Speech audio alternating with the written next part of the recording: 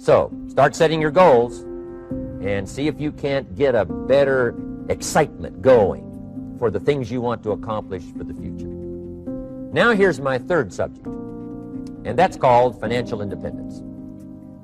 Oh, by the way, before I get to financial independence, let me cover one more point. One of the major reasons for setting goals is for what they make of you in achieving them. My teacher advised me when I first got started at age 25, he said, "Jim, why don't you set a goal to become a millionaire?" He said, "It's got a nice ring to it. You know, enough zeros to impress your accountant." And he said, "I'm here to help you. You're only 25 years old. You've been to 1 year of college. You've got a beautiful family, every reason to do it. Why don't you set a goal to become a millionaire?" And he said, "Here's why." And I thought, he doesn't need to teach me why. Wouldn't it be nice to have $1 million? He said, "No, then you'll miss it." He said, "Here's why. For what it will make of you to achieve it." I'm telling you, that statement changed my life. Set the kind of goals that will make something of you to achieve them. He said, "Now, once you become a millionaire, what's important is not the money." I thought, that's kind of strange teaching. He said, "Honest, it isn't important." He said, "You could just give the money away." Now, I did better than that. I lost it all. By the time I was 31, I was a millionaire. By the time I was 33, I was broke. And I'll tell you a little bit about that story later. But when I lost all my money, guess what? I found out Mr. Schoaf was right. What was valuable was not the money. What was valuable was what I became to earn the money. The skills I had, the knowledge I had about the marketplace, the values that I had going for me. They were more valuable than the money. And here's an important statement to remember. It's not what you get that makes you valuable. It's what you become.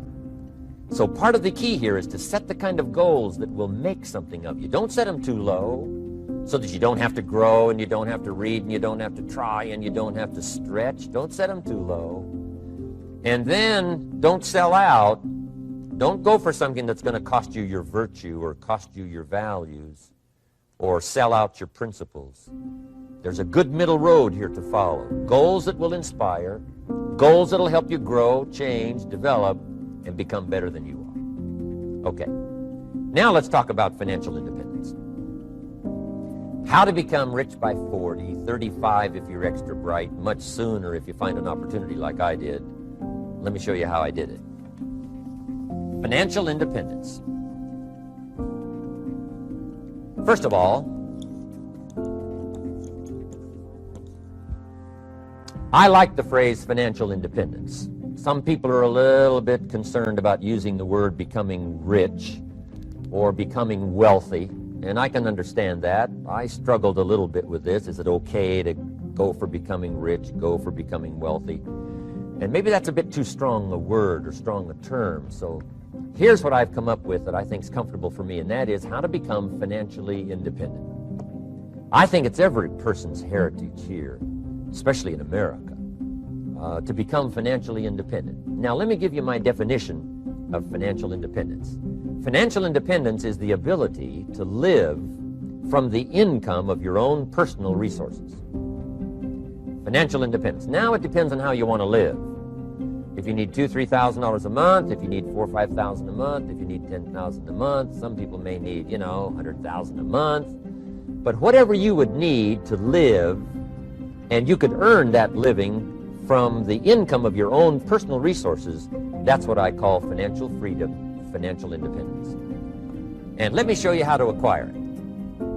If you start at age 15, between ages 15 and 35 is 20 years. And in my personal opinion, based on my own studies and my own experience, 20 years, in my opinion, is enough time to become financially independent. If you're not, you don't live in the wrong country. Probably what's happened is you have the wrong plan. And it's easy to be a nice person with the wrong plan. I found that when I was 25 years old. I was broke at age 25, and I was a nice guy. You would have liked me. But I'm telling you, my plans up until then, especially my financial plan, left me broke. I totally changed it the next 6 years, and I became financially independent. So I know what I'm talking about. It is possible in a reasonable amount of time, 15 to 35, whatever, 20 years' time, enough time. You can do it in a much shorter period of time, like I did if you want to. But this is a reasonable enough time. But here's number one. First of all, you got to have the right philosophy. Philosophy is our ability to gather knowledge and sort through it and decide what's valuable. To develop a philosophy about life, a philosophy about our health, a philosophy about our family relationships, a philosophy about economics. And if you develop the right philosophy, that's what helps to set this sail so that in 6 years it takes you where you want to go instead of winding up like I did that first 6 years of my economics, broke, no money, empty bank account. The right philosophy. Now let me give you a couple of philosophies to consider. Here's the first one. It's called the philosophy of the poor. And here it is. Poor people usually spend their money and invest what's left.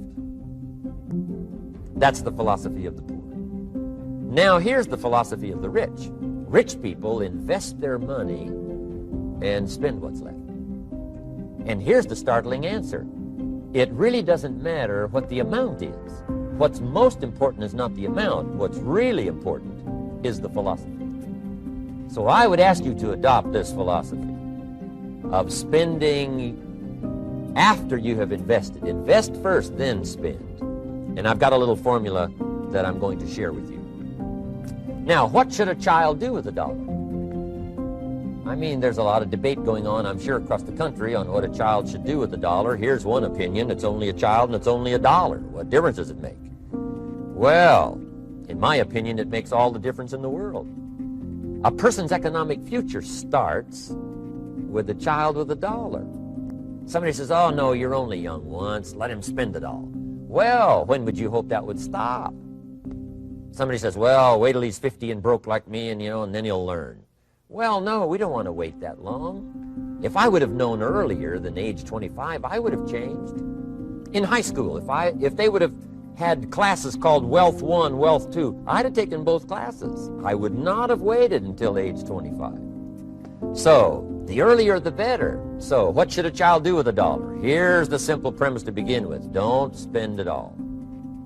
And if a child wants to spend the whole dollar, you got to say, hey, don't spend it all.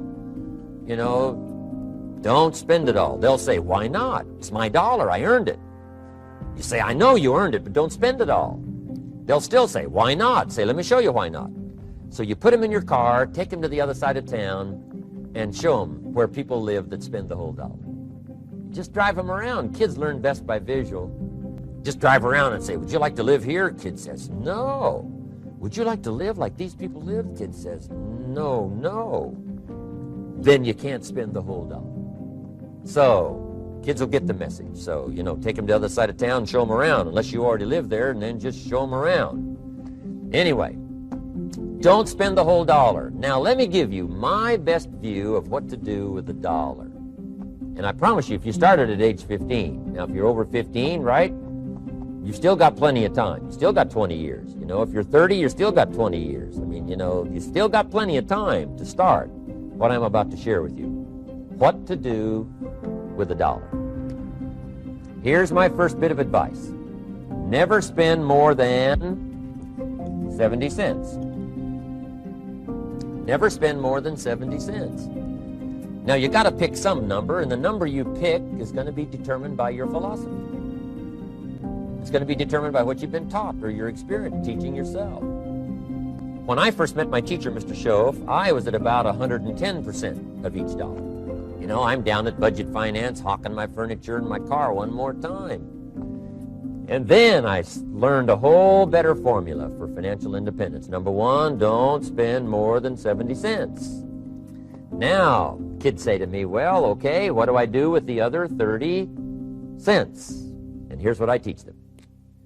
10 cents for charity. Charity or church, or helping people that can't help themselves. 10 cents to support worthy projects. Projects that you feel good about. 10 cents out of every dollar. It's called being generous with part of what you've taken out of society. Now, in my opinion, nothing teaches us character better than generosity. No class, no teacher, no book. Teaches generosity, teaches character better than generosity. And the best time to start is when the amounts are small. And I know if kids learn these lessons well, they'll give a dime out of a dollar, help people that can't help themselves, support worthy projects. Or if you belong to a church, they teach tithe, piece of. That's very important.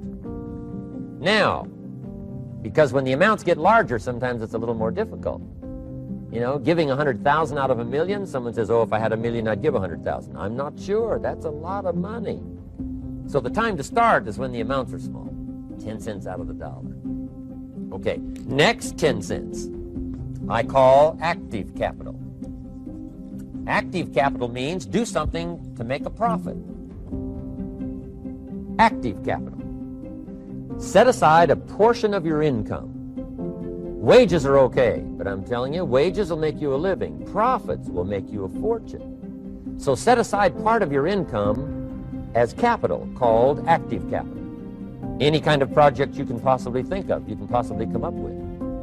I'm going to write a new book, I think, for kids. I think the title is going to be, Of Course, Kids Should Pay Taxes. It's kind of an interesting title.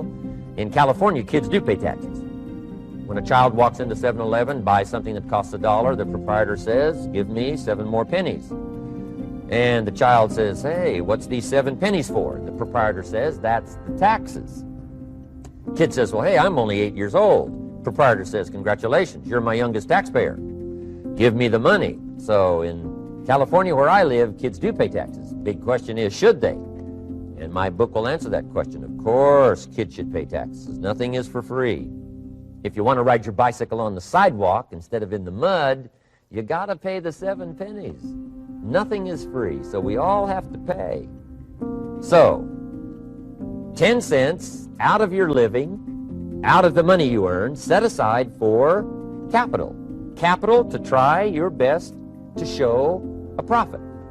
And in my book, it's going to be all kinds of ways kids can make money, right? 2 bicycles, one to ride and one to rent.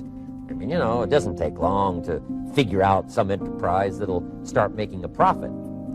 Then you must jot this down if you're taking notes. Profits are better than wages.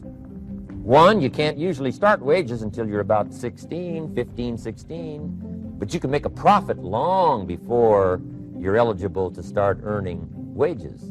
And then there's no limit to profits, and they can double and triple and quadruple. You know, there's no limit. It's incredible how fast profits can grow. So profits are better than wages. Wages make you a living, profits make you a fortune.